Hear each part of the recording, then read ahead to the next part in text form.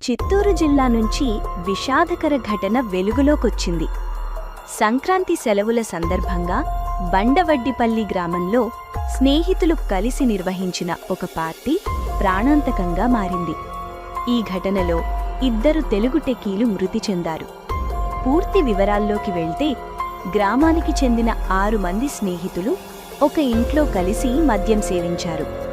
ఈ సమయంలో 2 సాఫ్ట్వేర్ ఉద్యోగుల మధ్య ఎవరు ఎక్కువ బీర్ తాగుతారనే విషయంపై పోటీ మొదలైంది. మధ్యాహ్నం 3 గంటల నుంచి సాయంత్రం 7:30 వరకు ఆ 2 కలిసి మొత్తం 19 బీర్లు తాగినట్లు సమాచారం. దీంతో తీవ్రమైన డీహైడ్రేషన్ ఏర్పడింది. అకస్మాత్తుగా ఆరోగ్యం క్షీణించింది. వెంటనే కుటుంబ సభ్యులు, స్నేహితులు ఆస్పత్రికి తరలించినప్పటికీ వైద్యులు 2 మృతి చెందినట్లు నిర్ధారించారు. ఈ ఘటనపై పోలీసులు కేసు నమోదు చేసి దర్యాప్తు ప్రారంభించారు. సరదాగా మొదలైన పార్టీ ప్రాణ నష్టంతో ముగిసింది. ప్రజలు మద్యం విషయంలో అప్రమత్తంగా ఉండాలని అధికారులు సూచిస్తున్నారు.